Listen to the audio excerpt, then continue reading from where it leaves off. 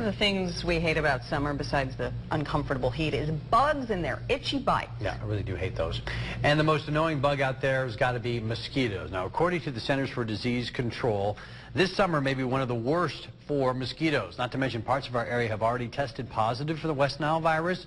Some entomologists attribute the boom in buggy insects to the unseasonably warm spring, but we've got to be aware of the dangers that come along with those pests, and that's why the American Mosquito Control Association dubbed this week as National Mosquito Control Awareness Week. Local 6's Julie Collins joins us live outside. Julie, when it's 100 degrees outside, lawns are brown everywhere, how can we possibly have a mosquito problem? You're right, it's not raining. However, if you are sitting outside, you've got your sprinklers on, you end up leaving your coffee cup outside, only this much water actually produces 20,000 mosquitoes, a whole lot of them. So what you're going to want to do is make sure that your cups are completely dumped out. Take those kids' playthings, turn those upside down. Make sure you can't create any place where standing water can be. You know, most of us use the standard sprays to repel ourselves from the bugs, but I caught up with a family who's doing something completely different to fight off the pesky mosquitoes.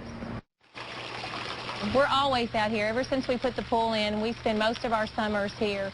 But a few pesky bugs kept them from enjoying it. Mosquitoes and bugs and Japanese beetles. We live really close to a creek, just a couple houses over, and with the swimming pool and everything else, and with the water and the sprinkler system and everything like that, mosquitoes have always been bad here. They're mainly a nuisance, but mosquitoes can carry dangerous diseases such as West Nile virus and can cause heartworm in our pets if bitten. The CDC estimates nearly 300,000 Americans have gotten sick with West Nile in the last 11 years.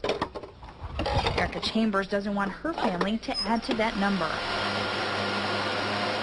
Our object is to come in and give you your backyard back. So she hired the Mosquito Authority. They spray your yard, the trees, and treat each drain with repellent. We're actually interrupting their environment. Spray is 80% less toxic than the traditional body's repellent and is safe around children and pets. It also has a residual effect that for about 3 weeks, they won't come back to it. We have not had a mosquito bite. I think I've had one, and I don't even know if that's from here. The Chambers are just glad to reclaim their backyard.